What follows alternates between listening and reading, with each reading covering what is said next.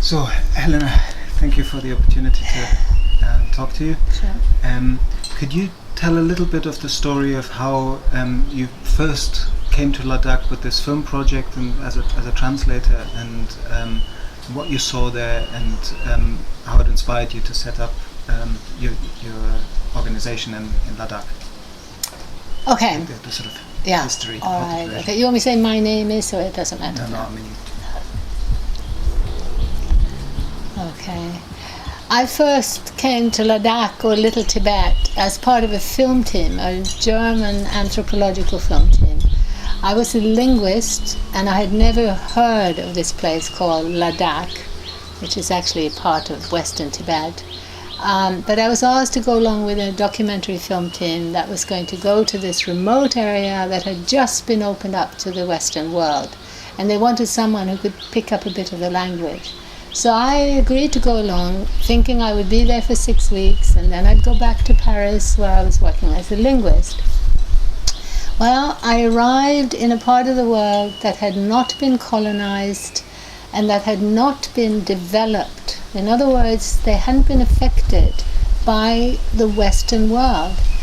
And I discovered in a high altitude desert, up at 12,000 feet in the Himalayas, a people who were living off very scarce resources, but because they had been developing for their own needs and had traded to meet their needs, not to supply a Western market, they had a remarkably high standard of living. Large, beautiful houses, beautiful jewelry, and I discovered more leisure and more pleasure than we had in the West. So I became fascinated by this culture and these people. I stayed on when the film was finished, and I became fluent in the language. And over the next few years, I was working on writing down the language for the first time. And I came in contact with people who I found were also the happiest people I had ever encountered. I also saw that the area, having been thrown open to the West, to tourism and to change from the outside, was being now developed by the Indian government. And this part of Tibet belongs politically to India.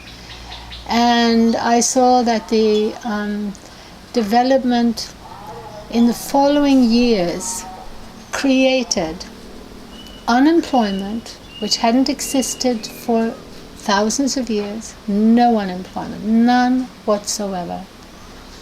In creating unemployment, in educating young people for jobs that weren't there, this process also created intense competition, a competition that again hadn't existed for 500 years, 1,000 years.